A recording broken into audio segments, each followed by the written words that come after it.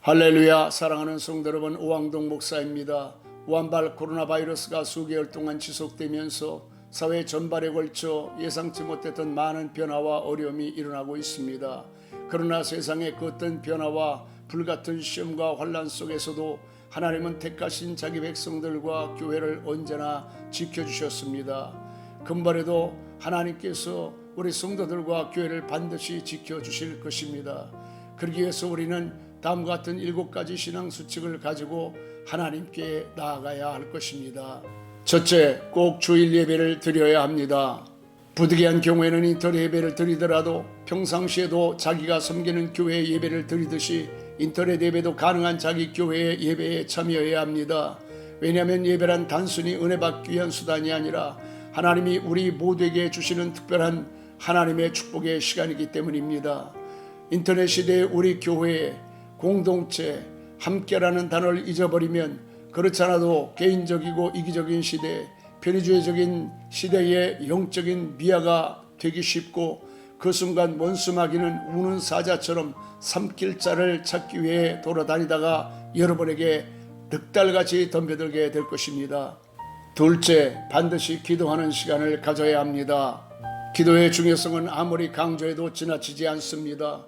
믿음의 사람들은 기도하는 사람이었고 예수님도 기도하지 않는 날이 없으셨습니다. 코로나 바이러스 시대에 이스라엘 백성들이 그발강가에서 기도했던 것처럼 다니엘이 하루 3번씩 동편 창문을 열어놓고 기도했던 것처럼 우리는 기도해야 합니다. 날마다 구별된 시간과 장소에서 또 일상적인 삶 속에서 주님과 대화하고 소통하며 살아야 합니다. 셋째, 매일 말씀 읽고 찬양 드려야 합니다. 40일 금식 후 예수님은 사람이 떡으로만 살 것이 아니라 하나님의 입으로 나오는 모든 말씀으로 살 것이라며 사탄을 물리치셨습니다. 말씀은 생명의 양식이며 영적인 검이며 길을 밝히는 등불이며 빛입니다. 매일 일정한 분량의 성경을 읽고 하나님이 나에게 주시는 말씀으로 받고 깊이 묵상해야 합니다.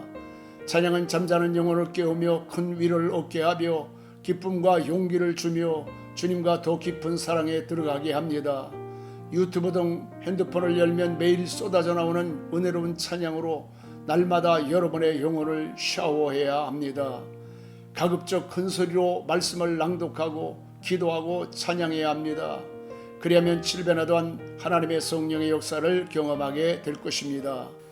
넷째, 11조와 헌물을 드려야 합니다.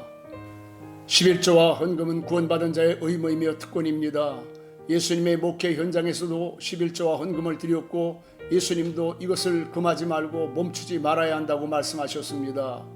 11조와 헌물을 드리는 일을 금하는 것은 하나님의 말씀을 부정하는 것이고 교회를 허무는 일입니다. 아무리 세상이 변할지라도 신앙생활의 원리와 근본은 변할 수 없습니다. 코로나 시대의 변화가 불순종하는 이유가 돼서는 안 됩니다. 하나님의 나라를 믿고 고백하는 진실한 성도라면 더욱 정직하고 진실한 마음으로 하나님께 드려야 합니다. 다섯째, 안부를 묻고 격려하며 서로 돌아보아야 합니다. 코로나 바이러스가 만연할수록 사회는 더욱 개인화되고 개인은 더욱 고립감이 깊어질 것입니다. 성도들은 카톡이나 전화 등을 활용해 서로를 돌아보고 삶을 함께 나누며 연대감을 높여 공동체의 일원으로 소속감을 가지고 살아야 합니다.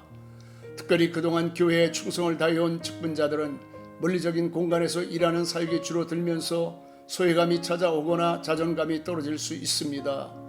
그럴수록 목회자와 함께 목양의 주체가 되어 성도들을 견고하게 양육해 나가야 합니다.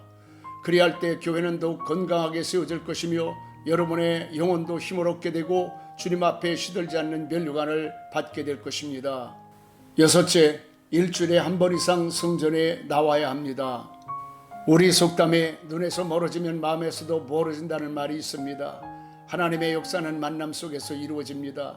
아무리 비대면 사회라도 우리는 한 주간 동안 가야 할 곳은 꼭 가고 만나야 할 사람은 반드시 만납니다. 상대적으로 교회처럼 안전한 곳은 없습니다. 장기화되는 코로나 때문에 성전을 찾는 시간을 무한정 미룰 수는 없지 않겠습니까? 예배 인원이 많으면 주일 일부 예배를 드리고 주일에 어려우면 주중 아무 때라도 가능하면 일주일에 한 번은 꼭 교회에 나와 마당이라도 밟고 가는 노력을 해야 합니다. 7번째, 이웃에게 복음을 전해야 합니다. 시대가 바뀌어도 영혼 구원을 위한 노력을 포기해서는 안 됩니다. 방법을 찾아야 합니다. 유튜브에는 찬양과 간증 등 수많은 전도를 위한 좋은 콘텐츠들이 널려 있습니다. 우리 교회에서도 수많은 시간과 노력을 들여 예배 스트리밍을 하고 성경 공부, 컬럼, 교회 소식 등의 콘텐츠를 만들어 성도님들에게 계속 보내드리고 있습니다. 적극적으로 좋아요, 구독, 추천을 통해 유튜브 등 미디어 공간에서 이루어지는 선교 사역을 응원하고 영혼 구원에 활용해야 합니다. 사랑하는 여러분, 2003년 발병한 사스의 백신이 아직 나오지 않은 것을 감안할 때에 코로나 바이러스 백신도 단기간에 개발될 가능성은 매우 낮아 보입니다. 그렇지만 세상은 앞으로 나아갈 것입니다. 하루가 다르게 날마다 변화하고 있습니다. 죄수의 법칙이라는 이론에 의하면 자신의 안전을 위해 지나치게 움츠리는 사람은 결국 자신을 해칠 뿐만이 아니라 모두에게 나쁜 결과를 가져다 준다고 합니다. 성경 히브리서 10장 38절에 나의 의인은 믿음으로 말미암아 살리라, 또한 뒤로 물러가면 내 마음이 저를 기뻐하지 아니하리라고 말씀하셨습니다. 아이러니한 이야기지만 평화는 싸워서 이기는 사람만이 쟁취할 수가 있습니다. 오늘 우리는 사단의 병기인 코로나 바이러스와 싸워 이겨내야 하는 이 시대의 새로운 미션을 받았습니다.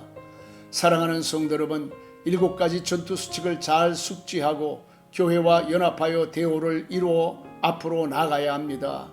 반드시 승리하여 이 위기를 기회로 만들고 하나님의 은혜 가운데 더 깊이 나아가 새로운 간증이 더해지는 축복이 함께하는 여러분들이 되어주시기를 축원합니다.